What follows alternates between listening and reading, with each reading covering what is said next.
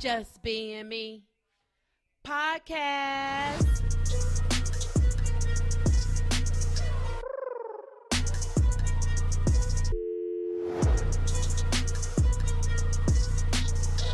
Your girls, Margot and Mary.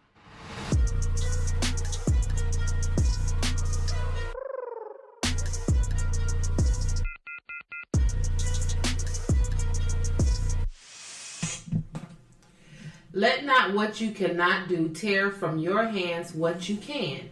Stay focused on projects or plan is one of the most difficult challenges we face. There is always the house to clean, calls to make, laundry to fold, movies to watch, news to catch up on, deadlines to meet, and expectations to live up to.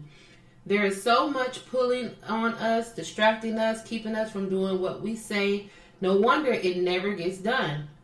Actually, there is only one thing that keeps us from our goals. That's the lack of focus. Very often, lack of focus is caused by fear. Lack of focus, fear, means you can find a million reasons not to do what you say you want to do. Lack of focus, fear, means if you do what you say, you just might succeed. Success means you will move out and beyond your comfort zone. Somehow, somewhere, deep inside, that is frightening. The key is, if you would just stay focused, all of those frightening little details would miraculously be taken care of. Before you know it, you will be exactly where you say you want to be. When I stay focused on the end, the details are handled. Yay! See? I almost made it to the end without making a mistake, and then I had to start fumbling. Yay! I like that. That is for November 20th in our book of Acts of Faith, Daily Meditations for People of Color by Iyanla Vanzant. Yes. You heard Iyanla Vanzant is going to retire from Fix My Life? Yes, I did hear that. Yeah. I did hear that. Yep. They have one more taping, and then that's going to be it. That's it. Lunel is going to be on. Lunel, the comedian. Really? Yeah. She's going to be on. I don't know if it aired or not. I don't have OWN, so I have to wait for it to come on like YouTube, and I'll watch it. But, yeah, she's one of the guests or the people that's having their life fixed. I was like, oh, okay. Sounds good. Yes, so hey y'all, we are here. We're just chatting away, and if you heard a dog barking, I don't know if that came through, but that was Rasta, our special guest. That's Mary's dog, special guest. I was busting up. Rasta's like, hello. I'm in the house. He just wanted to say hello to you, Margot. Okay. Hey, Rasta. Hey, Rasta. So we're here. Miss Mary Mack is here, as you can hear. Not see, here. We want to thank you guys for tuning in to last week. We have increased our numbers by 33 from last week. So thank you.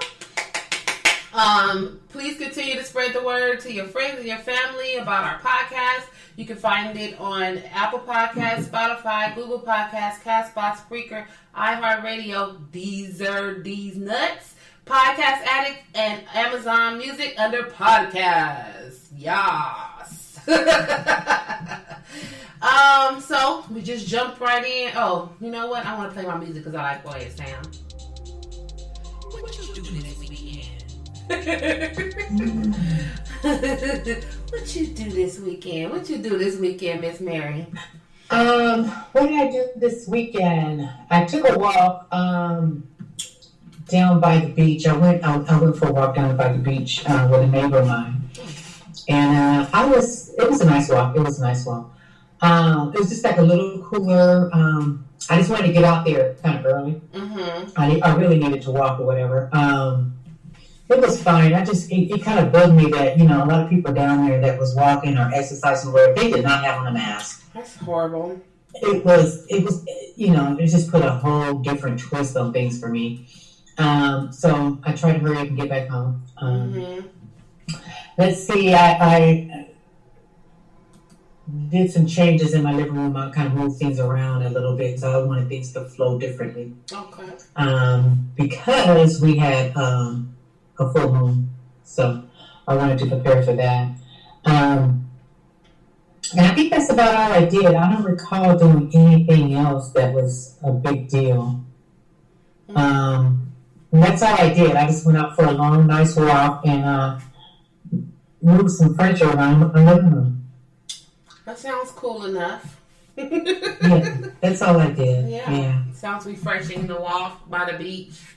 That sounds good. It was nice. But you go out there and you just want to relax and you see all these people without a mask and everybody's talking and they grabbing their kids and they doing this and it's just like, wear your mask. Yeah. Protect your babies, Where's your mask? Yeah. It's gross.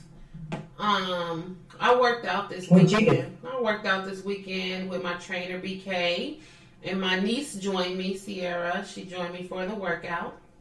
Okay. Yes, and she said she enjoyed it. That's good. Yeah. I thought she was going to be sore, but she's a kid, so she's 14. I called her the next day because, of course, old ass auntie's muscles was hurting. So I just knew that her muscles was hurting. I was like, "Are you okay? Is your muscle hurt?" She said, "No, I'm fine." I was like, "Oh, okay. It's just me. I'm old. She's young. She's only 14, so right.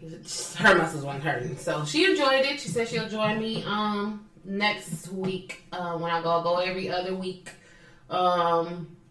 And I performed in a virtual comedy show this past weekend. Berlin West Comedy Crunch. It was a really awesome show. It was a really good show. All the comics, including myself, was great. We were all great. And the host, which is a friend of mine, he, Sherwin Array. I was like, what's his name? Sherwin Array was the host, who is actually my friend. So he hears this, he'll be like, oh, so you forgot my name.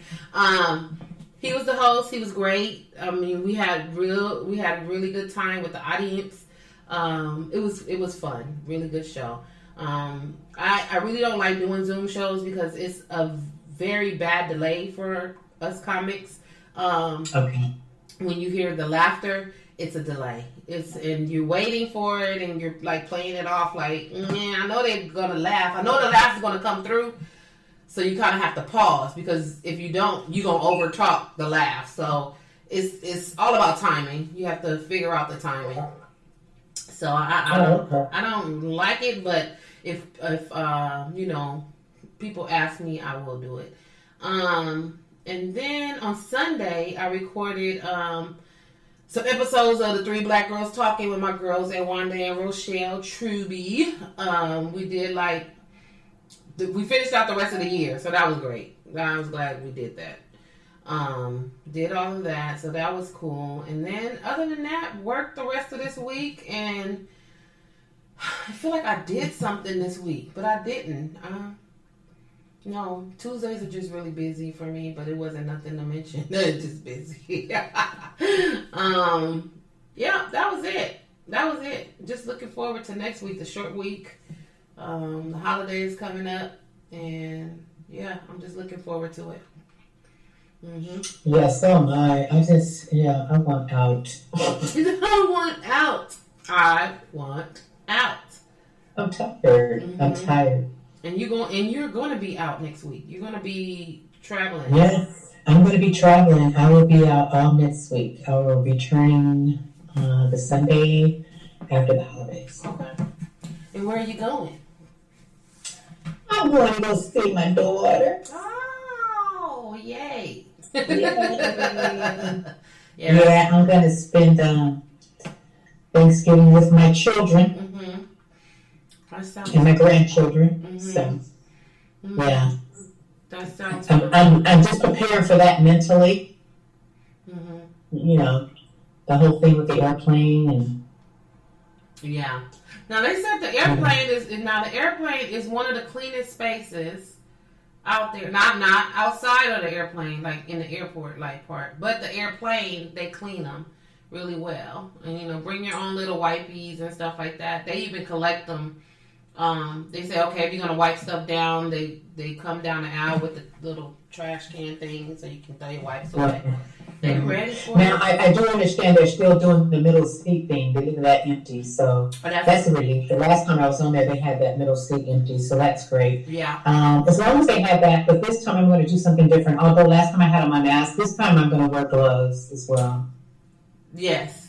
I'm going to wear gloves as well. I recommend that because when you're in the airport, all the stuff that you actually really touch, even on the plane, you touch the seat, you touch the window, even if you wipe it down, if you have gloves, you're still getting whatever cooties on you. So yeah, that's a good idea to wear gloves. And then I'm going to put a couple of pair in my purse. Put them in your. Oh, I want to say, who told me to take? That's when I went to Kaiser. And when I got to the door, because they would do the screening at the door, like where the elevator is, and I was walking in with gloves because I feel like I'm going into the hospital. People are sick in here, and they're touching everything, and I don't want to touch it. But they told me I couldn't wear my gloves in there. They told me I had to take my gloves off at the screening thing.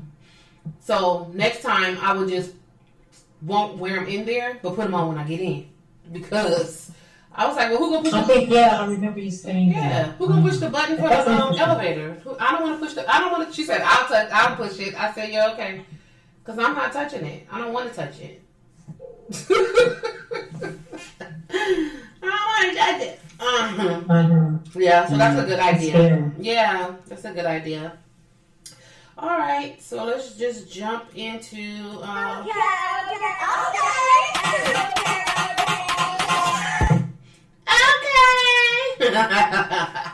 Let's talk about it, y'all. Let's talk about it. So I read this article. It's a congresswoman. Her name is she's Congresswoman-elect Cori Bush.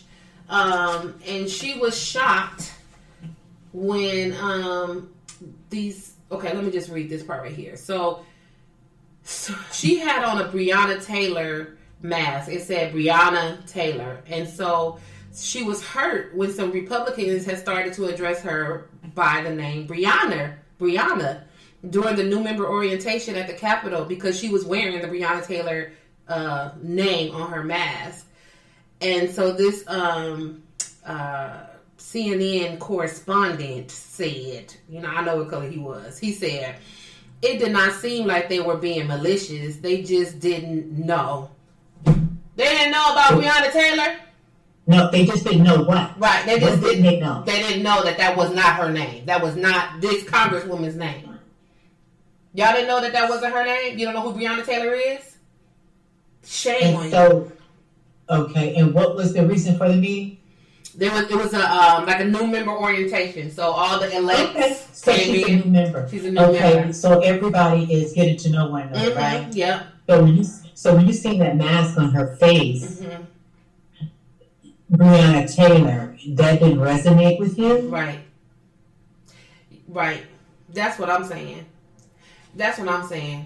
Now, she would have said, now, I know all of them had to be white, and I know they all thought it was funny, and if she would have fired back and started calling them Karen, then they would have been all up in arms. They would have been mad. They would have been like, oh, why is she calling me Karen? Why is she calling me Karen? I'm not a Karen. They would have been going off. But you're going to sit there and call... You call yourself a congressperson, supposed to be knowing about the community and things, the world and things that's happening around you, and you don't know the name, Breonna Taylor? That doesn't make any sense. So... You care less. No, that's exactly what it is. And Cori Bush has said, the congresswoman-elect, she said, but after the next and the next and the next, then I really started to feel her because I'm like, this has been a national movement. The reports are between 15 to 26 million people protested up to July. How do you not know? And we claim ourselves, she said, and I asked to be signed. We asked to be signed up as leaders. Like, we leaders, and you don't even know who Breonna Taylor is? You thought that was my name? She said we have to know what is happening in our communities, not only our communities, but what's happening in other communities, because that's how we keep our people safe. My God, right. This has been all over the news. There's no way not to know. No way not to know. You lying. Where were they at? Underneath a rock or something? Yeah, and you shouldn't have been elected. You shouldn't have been elected in Congress if you did not know Breonna Taylor. That should have been one of the quizzes, the quiz questions. Do you know Breonna Taylor? Be like, yeah, it's the lady with that mask on. Get the fuck out of here. Wow. I really felt that is sad. That's very sad. Very, very sad. Bobby Brown lost another child. His son, Bobby Brown Jr., passed away on Wednesday. He was only 28 years old. And they ruled out foul play, but they haven't said, like, why. Have you heard of why? See, and that's the thing, too. And you know what? I didn't even know he was right here in our own backyard. Yeah. I don't know why they haven't said anything. They better not say natural causes because the guy's 28. There's no natural causes. He's 28 years old. They just say that the authorities were called for a medical emergency to the home in Encino about 2 p.m. on Wednesday. There was no other information available. They're keeping it quiet. Whatever it was, whatever they found, they're keeping it very quiet right now. No one's saying anything. Right. I just feel for Bobby Brown. He has lost so much. When you think about, you lose your wife, you lose your daughter, you lose your son now. It's just a lot. And somebody else, he lost like a family member. I can't remember. But it's just a lot. So I pray for him. He's been through a lot just being Bobby Brown. No pun. Absolutely. Yeah. So that's it's always hard to bury your child. It is. Your child, when you're supposed to the parents are supposed to go first. Yeah. And that is always my prayer. Like, I pray that me nor my sister pass away before my parents pass away. Because I know how that would just break their heart. Devastate. Yeah. So that is a part of my prayer every night, is to be like, just keep us all safe, and don't, take us before them. Yeah, but I don't have any kids. I just can imagine. I just can imagine my parents. So we'll be listening out to see what the reason why he passed away. We know Bobby Christina had passed away with the overdose and drowning in a tub, and so was her mom. But they had Bobby Christina. I didn't understand. Excuse me. They had her on the ventilator for like a couple of months, and then they decided to just turn it off or whatever. Not a ventilator. What is it called? The breathing machine. Yeah. What do you call that? Yeah. It's called a ventilator. Oh, okay. I'm thinking too much of COVID right now. I'm like, that's not it. That's what COVID. Yeah. Okay, the ventilator. I was like, that's COVID related. Yeah, so that's sad. We'll keep you in our prayers, Bobby Brown and his mama, the son's mama. He has 7 kids. I realized I knew he had a lot of kids, but he has 7. 2 have already passed, so now it's 5. Wow. Now I wonder if he had any children, Bobby Brown Jr. Right? Yeah, I wonder. They're not saying anything, so okay. Nope. Stay-at-home order for us. What are they saying? Oh yeah, we're having a stay-at-home order. It takes effect on Saturday at 10 p.m. And anybody in the purple tier. We in the purple, right? Are we in the purple? I think so. I think we are in the purple. Okay, I'm looking. I haven't been keeping up with the color tiers. Okay. But they're saying that the curfew is from 10 p.m. till 5 a.m. So the businesses are expected to close at 10 p.m. and people are expected to go home or wherever they go and not come back out until 5 a.m., I guess. Okay. That's what it say. Long Beach. Yeah, the city of Long Beach has issued new rules Wednesday night which are largely the same as LA counties. So we are the same as LA County. The gatherings, the businesses closing, yeah. At 10 o'clock. Mm-hmm. So don't be out there slipping, y'all. Don't be out there slipping. You gotta go in the house. Gotta be in the house by 10, okay? In the house by 10. Yeah. Okay. And I guess if you're out there on the roads earlier than 5, you have to say something about being an essential worker. Okay. Or have some kind of documentation that you're an essential worker and you have every reason to be out there before 5 a.m. Okay. That's kind of interesting. It is. And what's really interesting, and it's funny that you brought this up because, I mean, since COVID or Corona, whatever, started, I wasn't one to watch the news. I didn't watch the news. I watched it sporadically or whatever. But since March, I have been one to watch the news at 7 and at 8 and at all the news. But for the past couple of days, I have not watched the news. So my guy ended up going to Costco today to get us some water. He called me. He said, "Baby, there ain't no water here. They don't have any water. Is something happening?" And I was like, "No, what do you mean?" I have a case in my car. You want some water? He ended up getting some, but they sold out. Toilet paper and water are going away again. They are hoarding the toilet paper and the water. I was like, I gotta watch the news. Like, did I miss something? This is the same thing. This is the same way I felt when this happened. I'm like, what did I miss? Because they keep talking about toilet, but I didn't see. I don't know. He did end up getting some. He had to pay a little bit more, so he was getting like the Costco brand, the large, all the water, 28 whatever. He had to get the Smart Waters, which is a little bit more, but he said he got 4 cases of those. Okay. So I'm like, okay,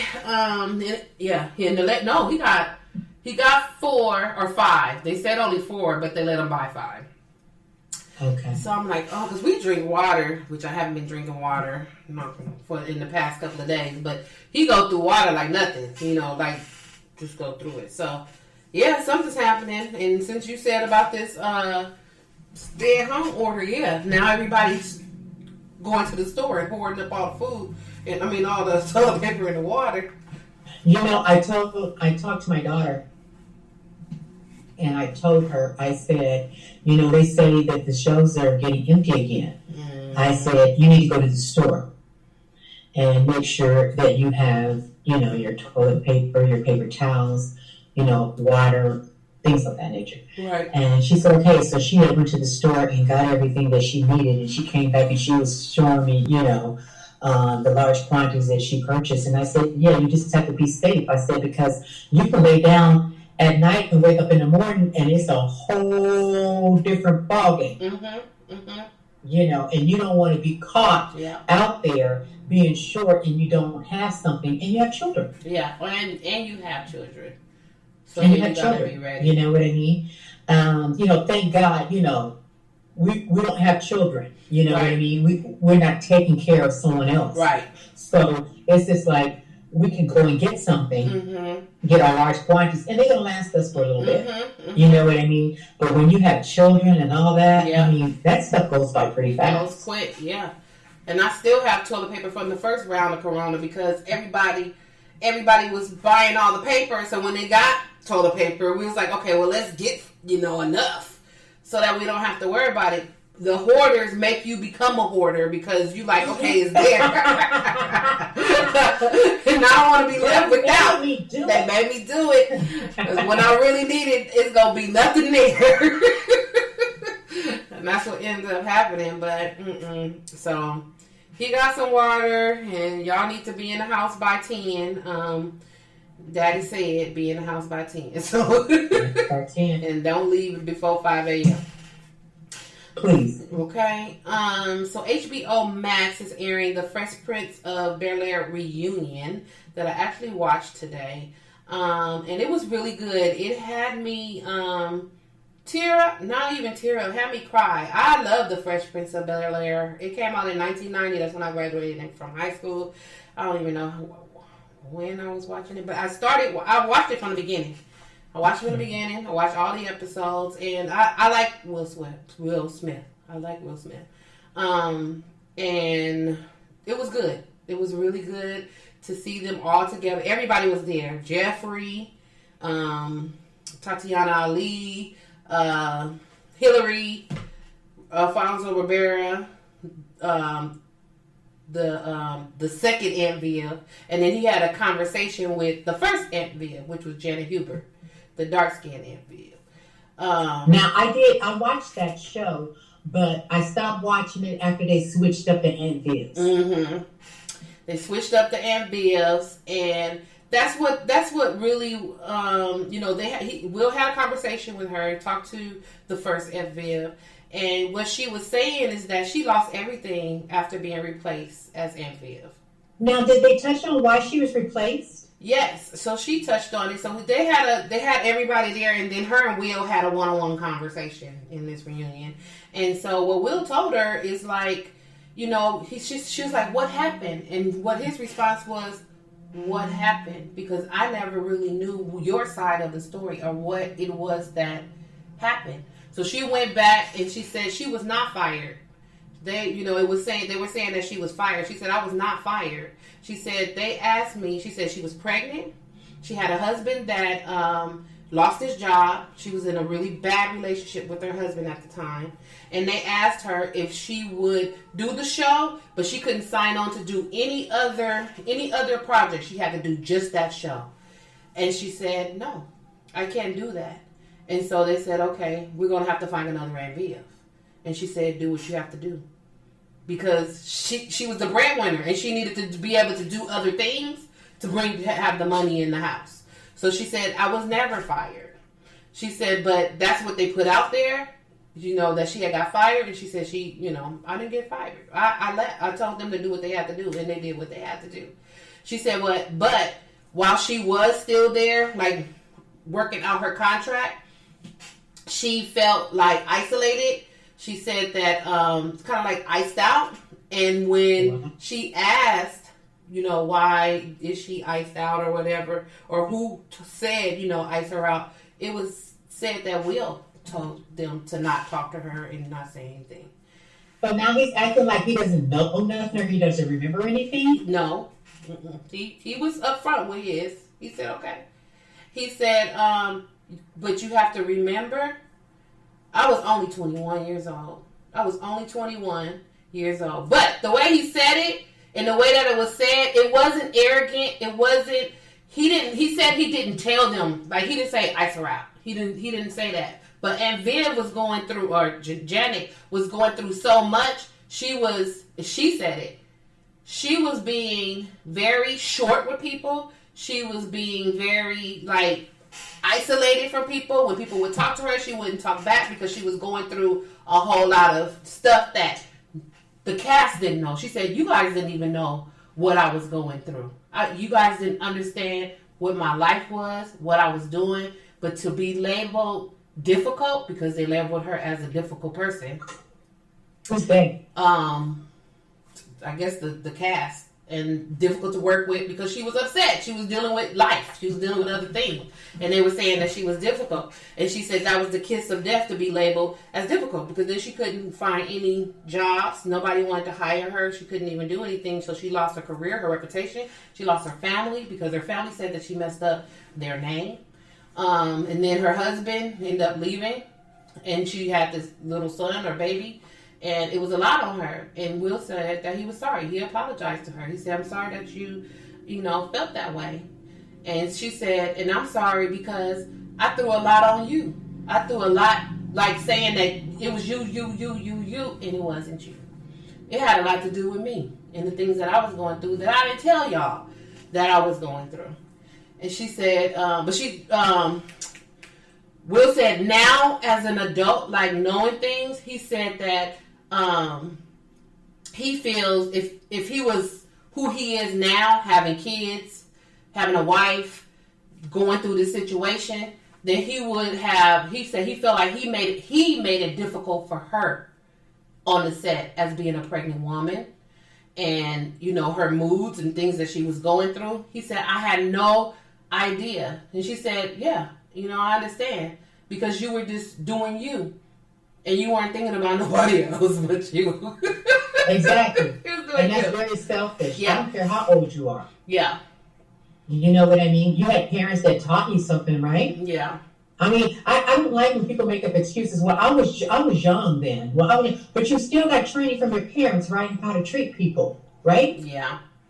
That doesn't matter. I mean, I'm tired of him and Jada talking about what they didn't know back then and stuff. I mean, they make up so many excuses. I mean, treat people like they're human. Yeah.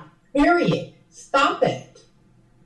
I fell for him. I fell for him, and I fell for Janet. And they came. They had a meeting of the minds of, you know what, you right. I'm sorry. And then they came together. And she never met the new MVF. So they had asked, how do you guys feel if she would come? Because they panned back to like them all in the scene. And it's like, how would you feel if she wanted to know if she could come to the set, like here, and meet everybody. And the new MVF, I don't remember her name, I'm sorry, said, I have never met her. But they had splashed like stuff on the screen where they were said that they were bickering back and forth. She was like, I've never met her. I've never met her ever in my life. So when she came on the set, and she hugged everybody, and she hugged the both MVs, gave a hug, they took pictures and all that stuff. And she said she's good. She's good. And he told her she didn't even let him get out what he was trying to say. So he was saying, if you ever, it seemed like he was about to say, if you ever need anything, just let me know what that is. So she was like, if you ever, she said, I know. If you ever, I know. If you, I know. And she hugged him like, okay. I felt it. It was good. Mary shaking her head like, whatever. I felt it. So the last one is the last thing so this came across. I was looking at the Shade Room, and this really caught my eye. This story really caught my eye. The picture caught my eye. So it was a woman that was in Atlanta, and she found this guy. She met this guy on a dating app called Hinge. She went to the club to meet the guy that she met on the app. And after talking to him, she thought he was like this amazing guy. Like this, he's so amazing, whatever. So they went to the club. When they left the club, this dude became unhinged. He started hitting her in her face, telling her mouth was slick. He went on to say, and started beating her in the head, punching her everywhere, her forehead, her temples, her cheeks, her jaws, her arms, and her back. He told her that the date cost too much and she wasn't worth it.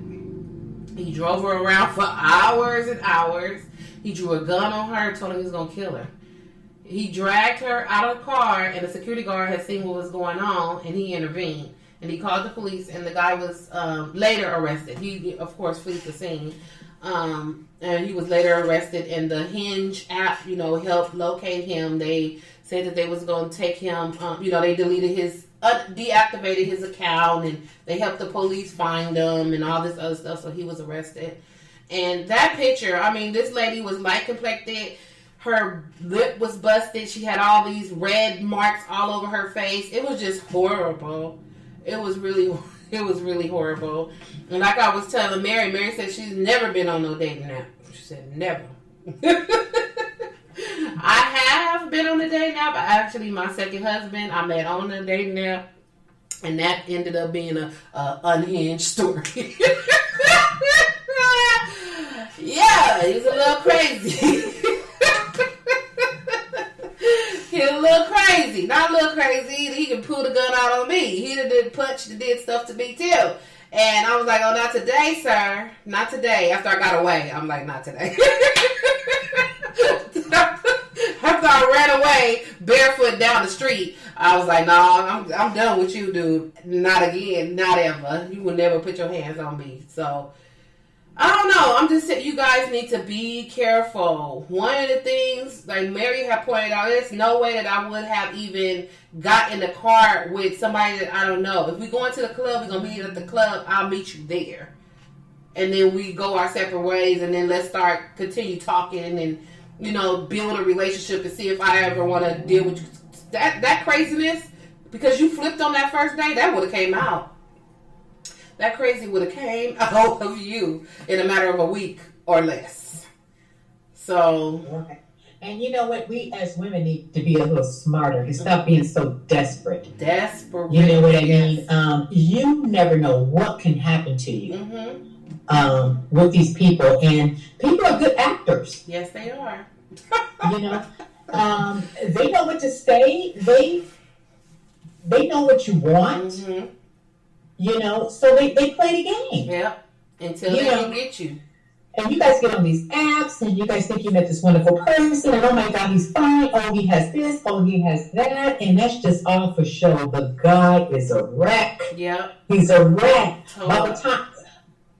By the time that you find out that he's a wreck, he knows where you live, he knows where you work, he knows what you drive, he knows your kids' names and everything, and you don't have nothing concrete about him because he just swept you off of your feet. Yep. That is so ridiculous. Yep, it is. It's crazy. And when you watch these shows on TV, he took $15,000 on my account. I loaned him this. I did that. It's like, what? Right. You don't know him from the man that's standing on the corner right now.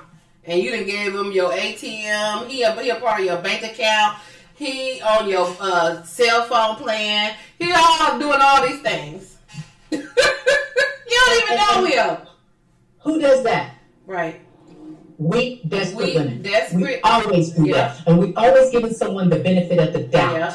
It's okay. And then we end up with the short end of the stick. Because if we just stop for 1 second and just, think about some things. Yeah. You're right. Because if something is too good to be true, 9 times out of 10, it is. It is. Yep. That's my mom used to say that all the time.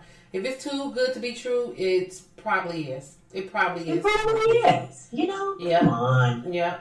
And the guy that I married, I had dated him for a year, but there were signs. When I think about it after the fact, there were signs. There was red flags after the fact.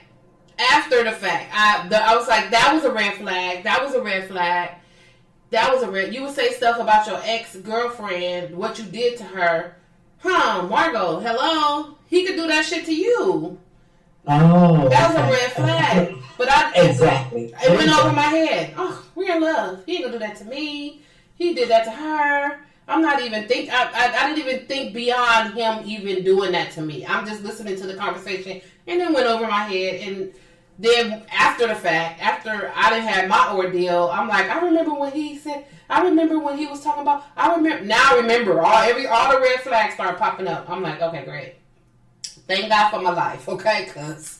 And that you still have one. Yes, that I still have it because I could have been looking like that lady on that picture that made my jaw drop. I was like, wow, that's so crazy. That's crazy. Yeah. So y'all out here on these date naps that after I went through that experience, I was like, no more date naps for me. I gotta find my guy in the world, okay? And I just want to say that now that we're talking about the dating apps and things like that, where Tory Lanez pleaded not guilty to shooting Megan Thee Stallion foot. Yes, ma'am. In the feet. He pleaded not guilty. He sure did.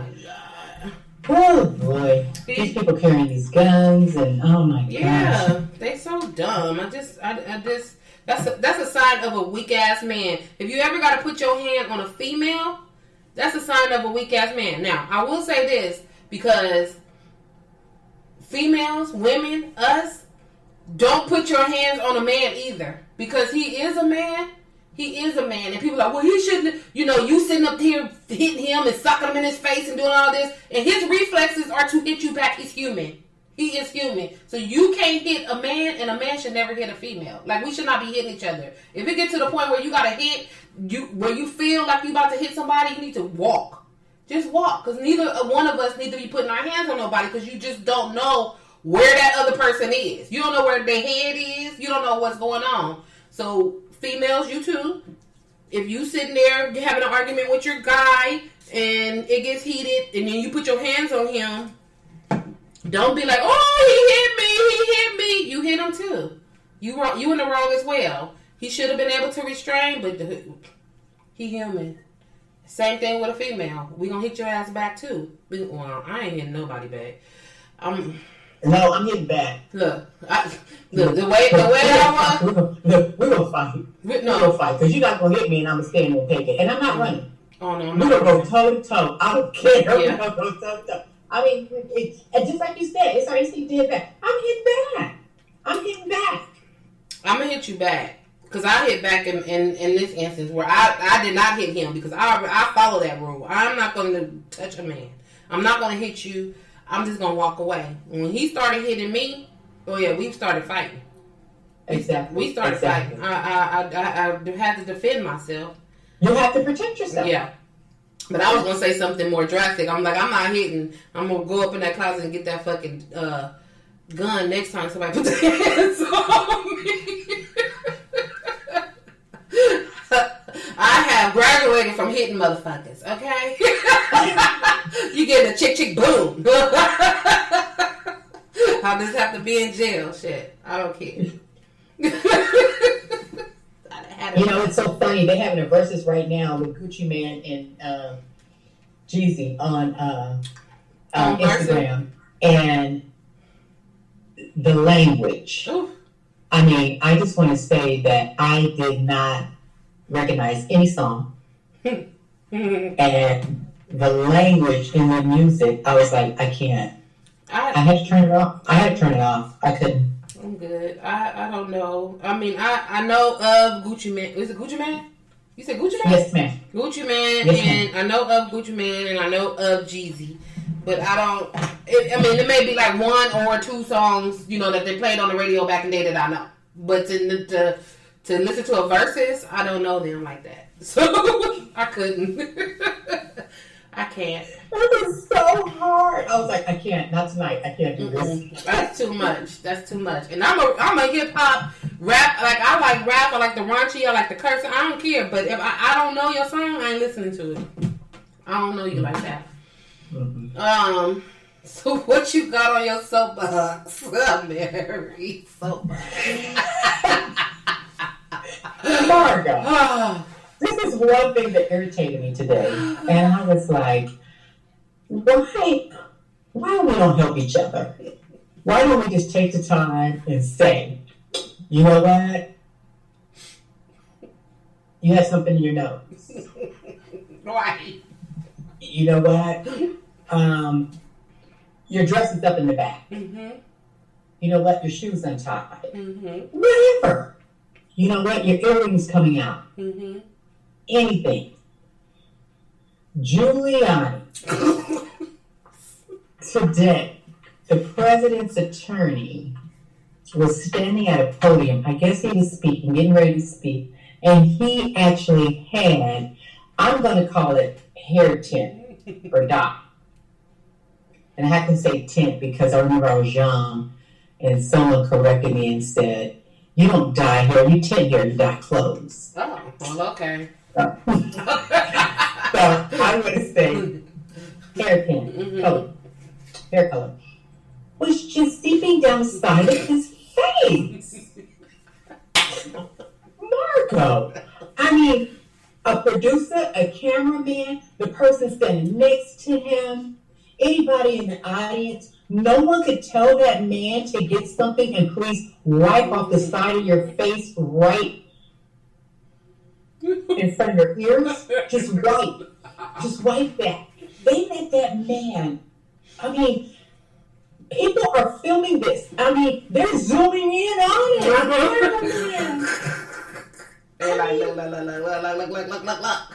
I mean, this is so ridiculous, and this is just so Trump. I mean, with him, his wife, shooing his hand away. Giuliani sitting there with this stuff going down the side of his face. They are all raggedy. They're misfits. They don't deserve to be up there on that stage, and they can't come better than that and represent this country. Right. I'm sick of them. Right. I am just like sick of them. Can you guys come up here and just be professional? Mm-hmm.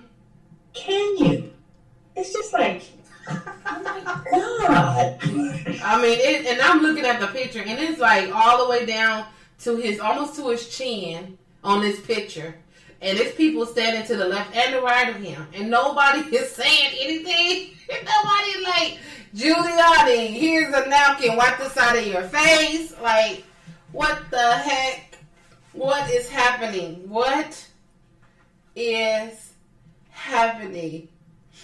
I read this, I have this thing up right now because I didn't know this happened until Mary told me what's going on. So I had to look up a picture. And this thing says, the only thing that's giving me joy today is the brown hair dye that trickled down from Rudy Giuliani's face at a press conference in which he doubled down in his attempt to fabricate a voting fraud scandal to secure Trump's re-election. The devil is at work, boy! And see. God don't like that. The good Lord had that coming down there because he's sick of them. He's sick of them. He said, look, y'all, I'm about to give y'all something. Watch what I do. Look.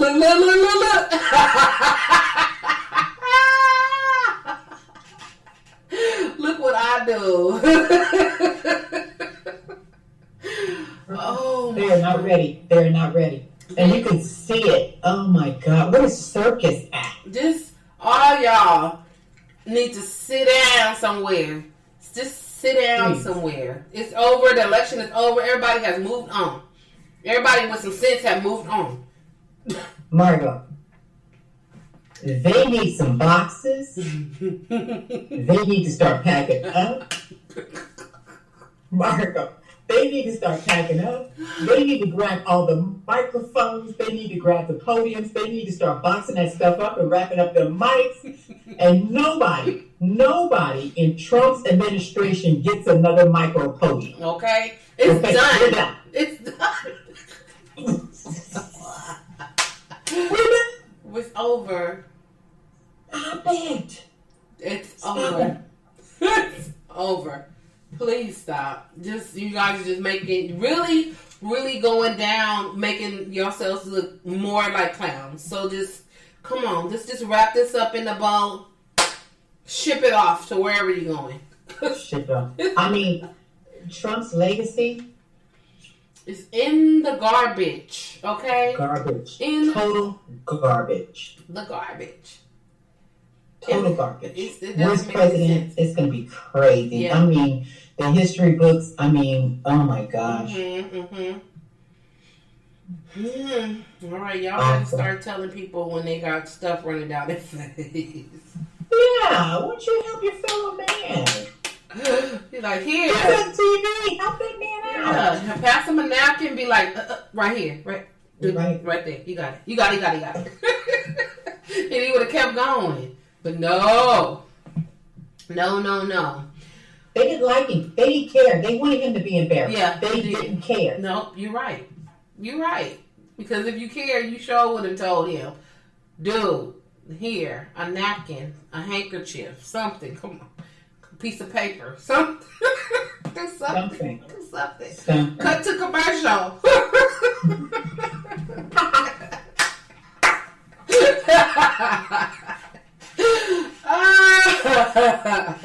You got something running down your face. I was telling Mary the what's that show? The Fifth Element. She never seen The Fifth Element before with Bruce Willis and Chris Tucker. It's a space age show way back in the day. But one of the bad guys, when he started bleeding, it was brown like that tit that's covered, and he was an alien too.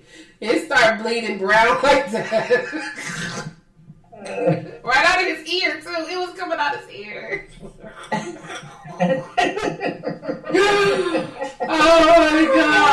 find that picture with it. It's too much. Too much. Okay. It's just too much. We can't even make this stuff up, you know? Can't. We really can't. So in the reality, so like I said last week that I was going to kind of like pull it together, and I'm just going to do some takeaways from each episode of the Real Housewives. Now it's 3 franchises running all at the same time. There's Potomac, there's Orange County, and Salt Lake City. So I'm going to start with Potomac. So Karen and Giselle, last week, the ladies was having dinner, and Karen asked Giselle. Now Giselle is the one that is dating, well, was married to Pastor Jamal, and then is now dating him again. So she was married to him. They broke up. Pastor Jamal cheated on her. It was a whole big old scandal. She wrote a book about it. I've heard about him. Okay. Yes. And she wrote a book about it, and now they're back together. They have 3 children together. Oh, okay. So they're dating again, and Pastor Jamal lives in Atlanta, and he comes back and forth from Potomac to visit Giselle and the kids. So Giselle got all upset. Well, not Giselle didn't get upset. So Karen had asked, like, when is Pastor Jamal gonna be like around us? Because everybody else's men, are on the show and they're around them. When they show Pastor Jamal and Giselle together, it's just them. And then he's in a car. He either going to the airport or coming from the airport. It's just like, why is he not gonna mingle with nobody else? And she's like, no. She got really defensive, and she was like, no, he ain't gonna hang around y'all. And so she was like, well, what does that mean? What are you talking about? She was like, he don't need to hang around y'all. So the thing is that if the tables were turned and one of the other ladies was having a long distance relationship, Giselle would have been all over it because she messy. Giselle is super messy. She would have been all over it. She would have been the first one to point out how wrong it was, this, that, whatever.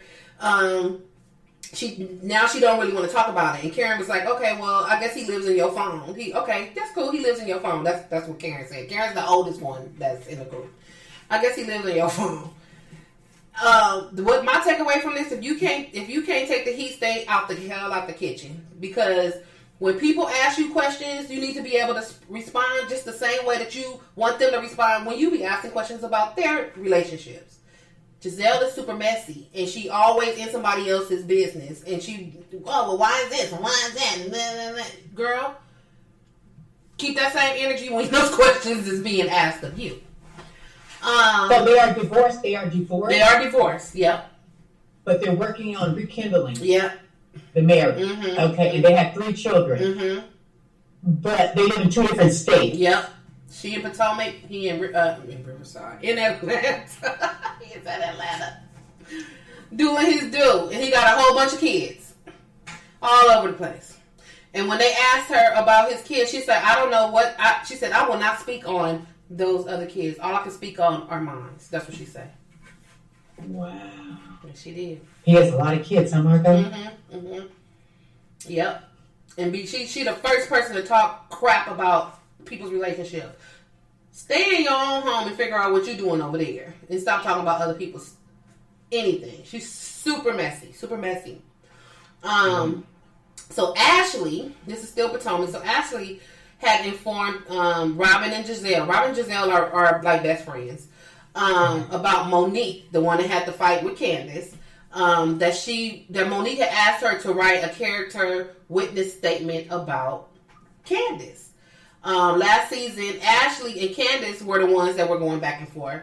And Candace had a dinner that was at her house, and Ashley and her had gotten into a really heated argument. And Candace stood up, started cursing at Ashley, told her she needed to leave.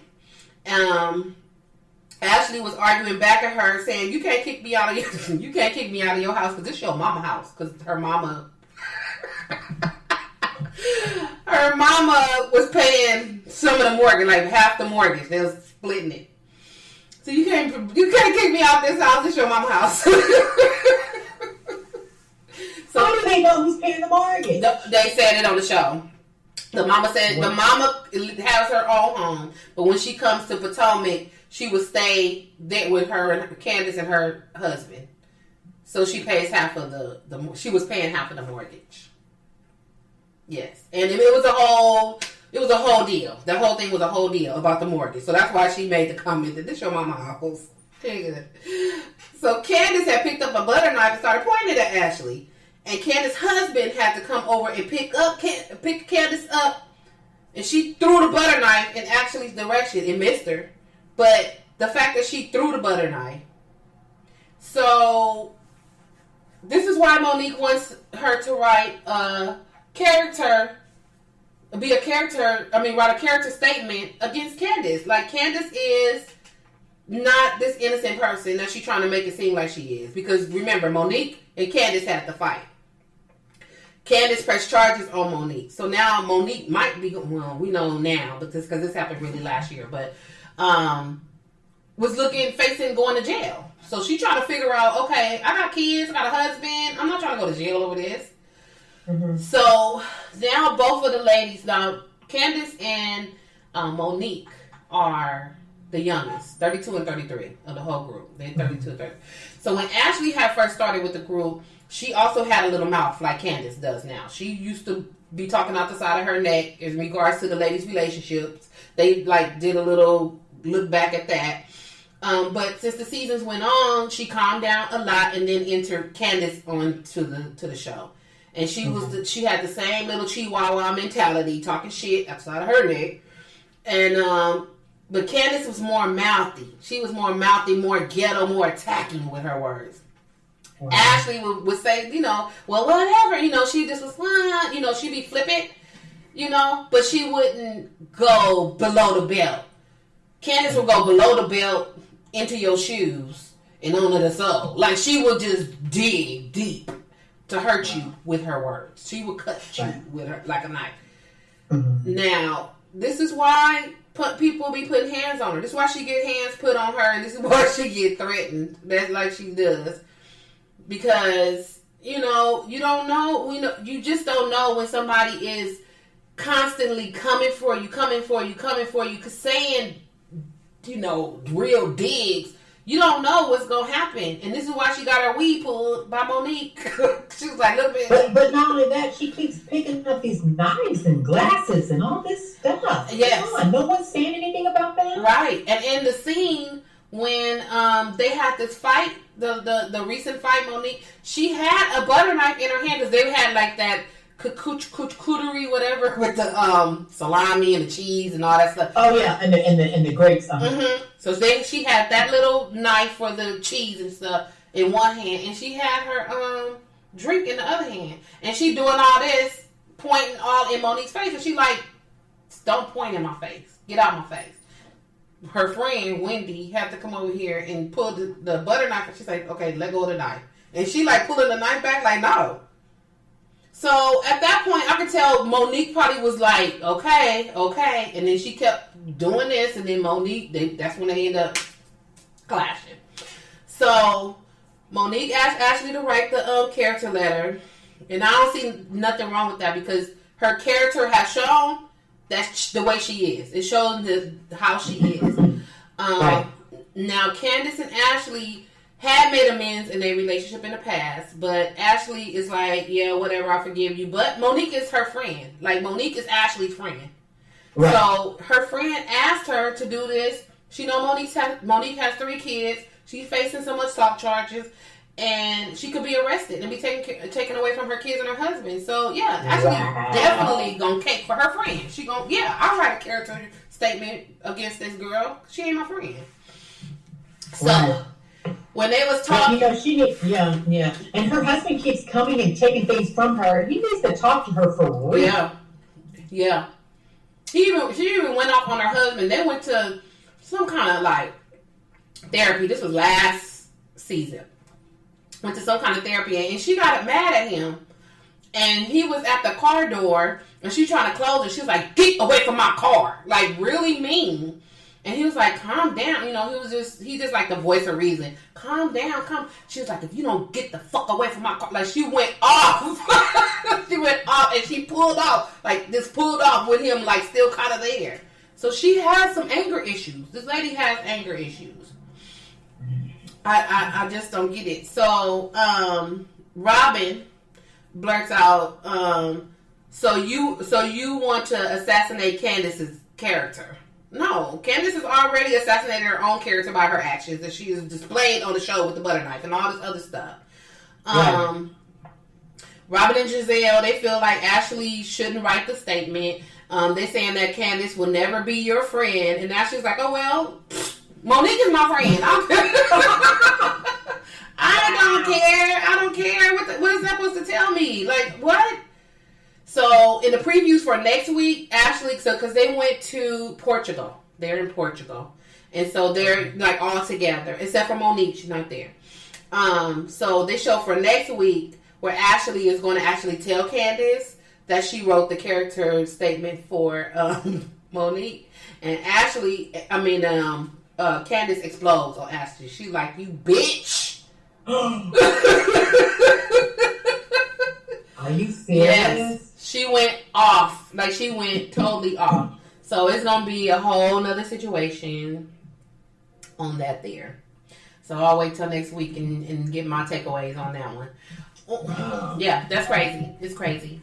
In Orange County, so they have a lady, her name is Kelly Dodd. She's been on the show for about 5 seasons, and she's a shit starter. I don't like her. Okay. I liked her when she first started. She started around season 11. She was a cool lady. I thought she was cool. She lived by the beach. When they introduced her, she was married. She had a young daughter. She lived by the beach. Seemed like she was just a super cool white lady. Hip, more hip than the other ladies, because the other ladies have been on Orange County forever. So she was like younger, cool person, whatever. And then as the seasons went on, some of the ladies did start picking. Whenever you new to the show, you always they always do some to get on your nerve or whatever. And I started feeling sorry for Kelly. But then as the seasons went on, she turned into a raging bitch over a season. I'm like, what happened? Where did this lady come from? She just really a bitch. So last season she had partnered with somebody to do a water business. And because her attitude last season was so stank towards the ladies during the reunion, some of the ladies have made reference to her water business, saying that it isn't going to go nowhere because your attitude is stank. Your attitude sucks. You're not going to make it. So this season when she came on, she bragging because she's saying that her water is in Target stores and all of this and all of that. And is it really? Yeah. It is. Wow. It is. Okay. Have you seen it? I don't know. You haven't looked at it? No, I haven't cared because I don't like Kelly, so I ain't gonna support her. But they did. I think that they showed it in the store. They were supposed to do all of this stuff before coronavirus because they are in the midst of the beginning. Their episodes are in the beginning when coronavirus was getting announced. Okay. So they were supposed to do some conventions. They had all of this water that they was going to do and all this whatever stuff. So during this week's episode, they showed Kelly in the office. So they was in a new office trying to get it set up. Her business partner and some employees. So she talking, and so she picks up one of the water, and she's like, "Oh, this is so good. What flavor is this?" And she looked, "Oh, it's prickly pear." What's a prickly pear? This is your business and you don't know what a fucking prickly pear is? Is that a fruit? Is it a vegetable? What is this? So one of the employees explained to her what a prickly pear was. She was like, oh, this is good. Bitch, this is supposed to be... She doesn't know what she has? Nope. So obviously from that point right there, you're only the face of this and you're a money investment of this. You're definitely not the brains. You're not the brains. So she just showed that right there. I said, did this bitch just really do that? Did she really just say that? What's a prickly pear? Girl. I said, okay. So I'm going to fast forward. So last week I was telling you guys about Bronwyn is the one that said that she was an alcoholic. She came out and told the girls that she was an alcoholic. Right. So her and her husband been married for 20 years and they were doing a vow renewal in Palm Springs. Okay. Bronwyn, let's see. Okay, so the ladies were like, all the ladies went in like a sprinter van together. And on their way to the vow renewal, somebody mentioned that there won't be any tequila at the party because that's one of Bronwyn's triggers. And so Kelly was like, well, we need to stop at the liquor store because I want some tequila. And some of the other ladies agreed. So they stopped at the liquor store. But they said, bring it in discreetly. Don't just have the liquor all out because I think they were staying overnight. And, you know, they all had their own rooms or whatever. Don't have the liquor all out because we know Bronwyn is an alcoholic. Tequila is her trigger. So let's just discreetly bring it in. Here come Kelly with the big ass tequila underneath her arm.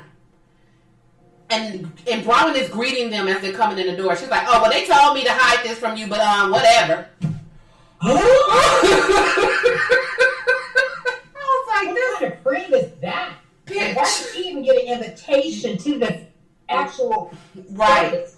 This bitch, this lady is 45 years old and she acting like this. Like, I'm like, this is crazy. So while everybody was mingling, so they all in there and they mingling, and in the renewal party, Kelly and her business partner walks up to Shannon, who is another housewife. And her and Kelly has had some, you know, bad blood back and forth. So, of course, Kelly is about to pick on her. So she walks up to Shannon with her business partner, and she was like, oh, so why don't you tell him about your new water product? And Shannon was like, what? I don't have a water product. I'm not doing a water product. She was like, yes, you are. You told me that you were doing a water business. And that's the way she talks. She talks like she's a na like type of person. Like, what are you doing? You said you was going to do it. She said, no. I told you that I was creating a nutritional supplement that I would be putting in a tincture. And a tincture is like a shot. Right. And so Kelly was like, no. You said you was doing water. You told me you was doing water. So they rewind the conversation that her and Shannon was having. And Shannon said, I'm doing a nutritional supplement. And it's going to be in a tincture.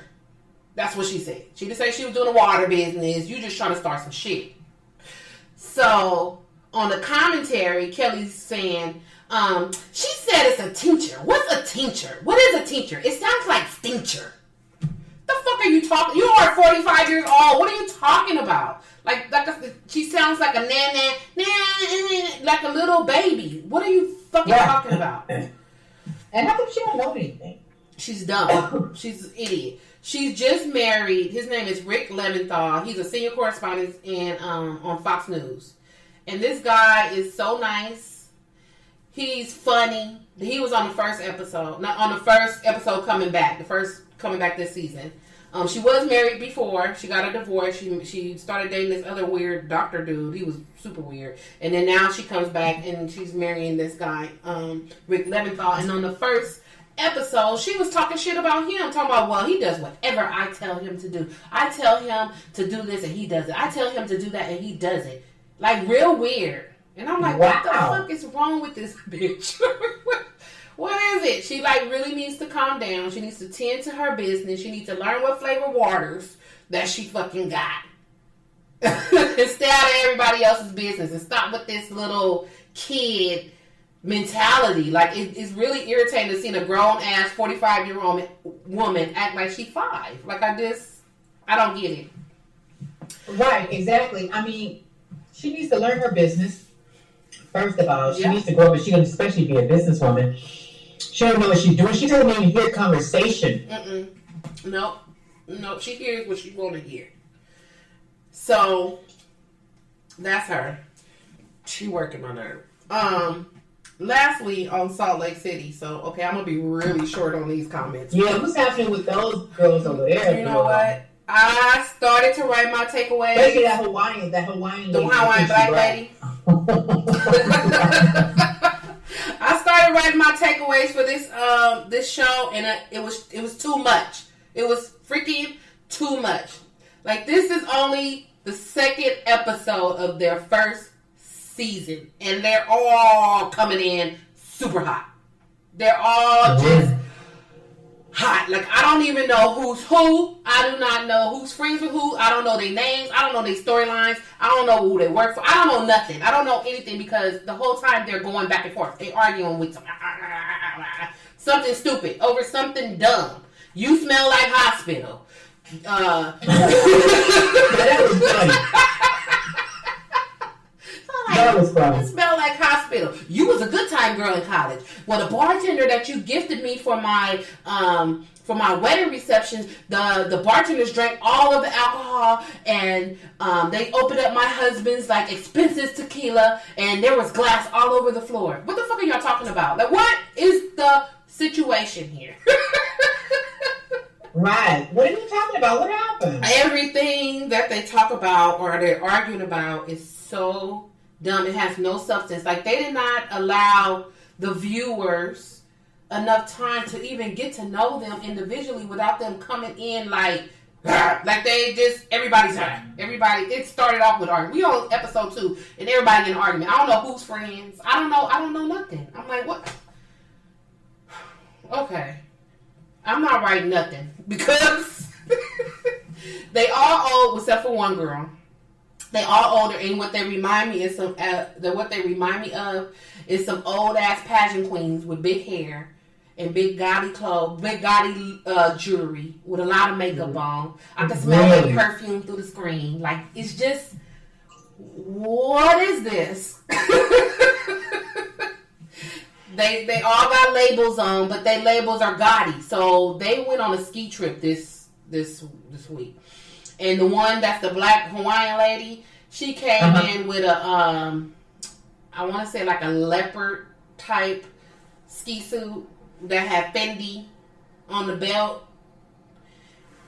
I'm like, and it was just so extra. It was just, everything they do is like extra. The lady, their name Mary, her name is Mary M. Cosby. She was running late. And they said, oh, why was you running late? She was like, oh, I was waiting for a FedEx pack because it had my jacket in it. A Chanel jacket. She was waiting for it to have fur. Oh, well, I'm going to the store, so I need to have my jacket. And she had that big, you know how people wear those big fur things on their head? She had that on. Oh, my gosh. I was like, oh, you guys are killing me. You guys are killing me softly. Like, I've already invested my time into this franchise, and I'm going to continue watching it, but I need them to calm down. Like, you guys need to bring it, like, all the way down from a 10 to, like, a 2. Like, let us get to know you, like all of the other franchises. Exactly. You in the beginning of the other, I wish they'd come back. The Real Housewives of Dallas, they're a newer franchise. You got a chance to know who was friends with who and what and where they lived and what they did, like within the first 2 or 3 episodes. Then the fireworks may have started, but they started like day one, and don't nobody like nobody. Did y'all know each other? Like, it's just a mess. It's a hot ass mess. I can't.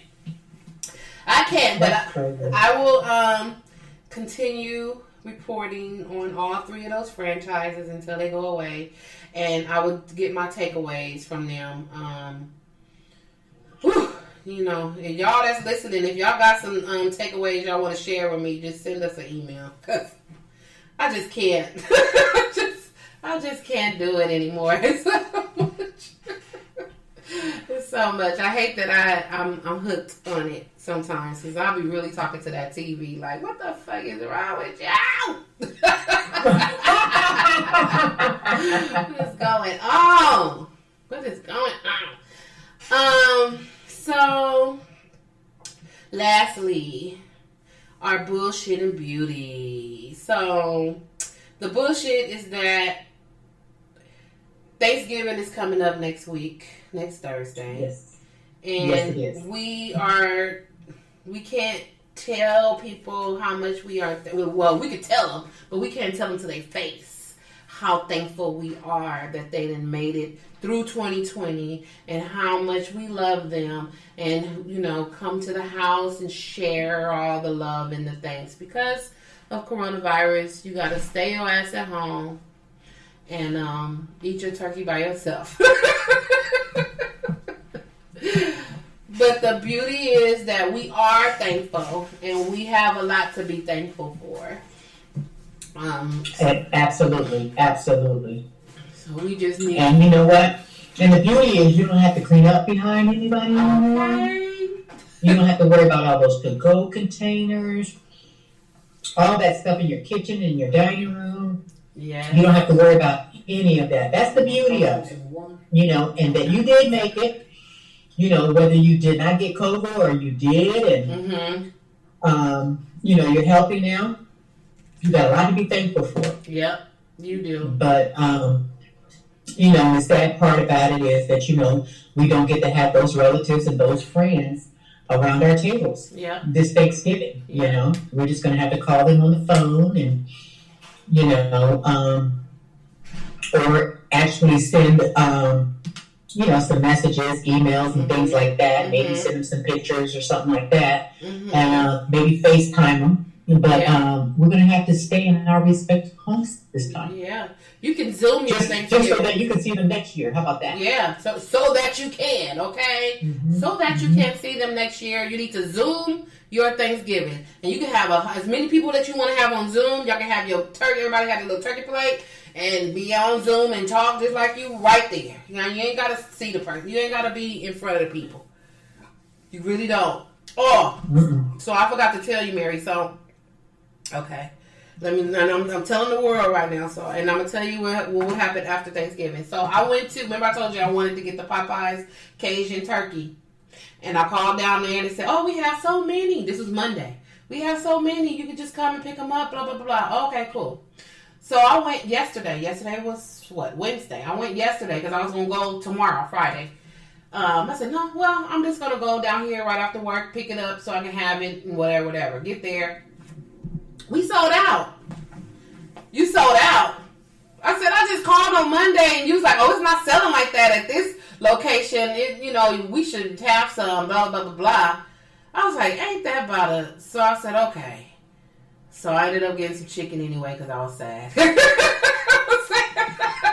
Let me have chicken and a biscuit, okay? And then an apple pie because y'all done made me sad. So I called my sister. I told her. And she said they're sold out at all the Popeyes. All Popeyes are sold out of their turkeys. She said all of them. I was like, great. Okay. I said, you getting some more? She said, no, we all have a limited supply and they're all gone. I was like, wow, okay. So I called my sister, and I said, sister, my job is giving us a turkey. I told her what happened, and she was like, what? She was like, you can't call another Popeyes. Nope, they already told me. Ain't none and no Popeyes. They gone. I said, but look, I got a solution. They're giving us a turkey on Tuesday at my job. And I said, I can make that turkey. Now, again, I'm not a cook. So I said, I can make that turkey. And she said, oh no, this is Thanksgiving. How you know? You gonna come over there with a bloody turkey.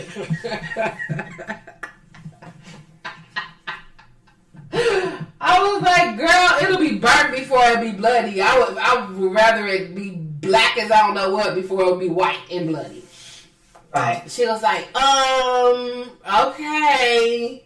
if you say so. So by the time I made it home, she called me. She was like, so I went online and our cousins, Johnson's Barbecue, they do turkeys. So maybe we should just get a turkey from them. I said, so you don't trust my turkey?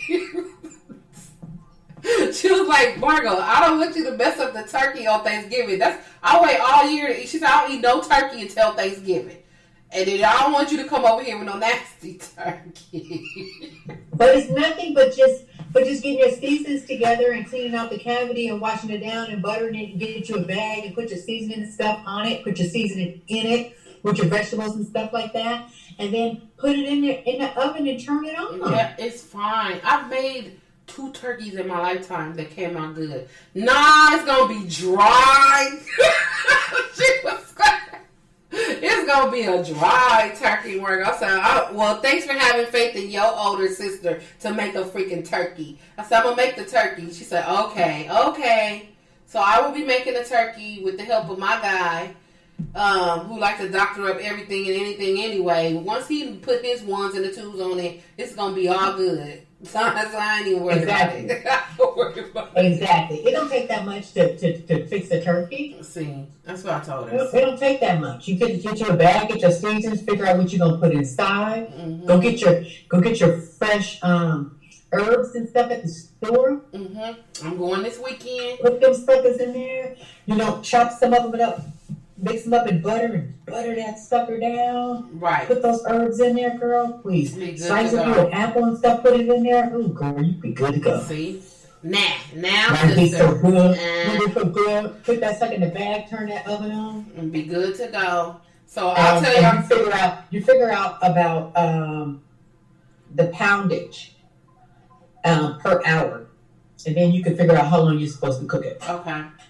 I got a thermometer and everything. I got this. Yeah, you be fine. I got this. I don't even worry about it. I'm going to get my turkey on Tuesday, and then we're going to get it together. We're going to be fine. So I'll let y'all know next week on how it came out. I don't have no doubt. Extra money? No, I'm not. They want 90. And you don't need to go pick up nothing from nobody. Nope. Make it right in the privacy of your own kitchen. Yep. It's going to be fine. So that is my challenge for this next coming week. And, we will not be seeing you guys next week because we will be eating that good old turkey that I'm about to cook. We'll be eating that turkey. I will be at my mom's house. Very limited people, just my circle that I've been around, and that's it. No extra people, no cousins, no aunties, no nothing. Just me, the only auntie. So we'll be back on December 3rd. December 3rd, okay. December 3rd. That's crazy. We have went through this whole freaking year. This year has just came and went. Yes, it did. Came and literally went. I cannot believe we in December, but I'm glad we are. I'm so done with this year. I'm done. Done. Yeah. Let's just pray that 2021 is so much better than 2020 has been. Mm-hmm. Yes, please. I watch on TikTok. There's this guy, and I don't remember his name. Sorry, I watch a lot of TikTok videos, but he does a video like he is God, and he calls in each month. So each month he'd be like, November, what did you do? Why did you do da-da-da-da-da? And he was like, well, I wanted to be better than October, so I did this, and I did like all the disastrous thing. I made the election this, and I made this messed up, and this, and it's so funny. He's been doing those things since the beginning of this pandemic. So every month he'll come in and be like, March. And then March will come in, yeah, I started coronavirus. What y'all got?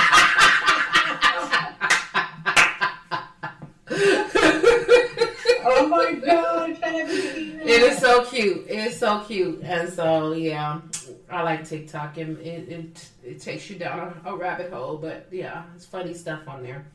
All right, y'all. So we reached the end of episode 74.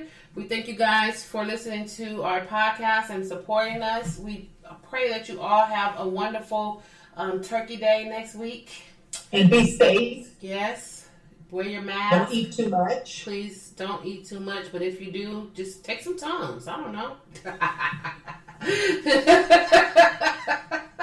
Take some Tums. Thank you guys, and we will see you guys in December. All right. That's it. Peace Good out. night. Peace.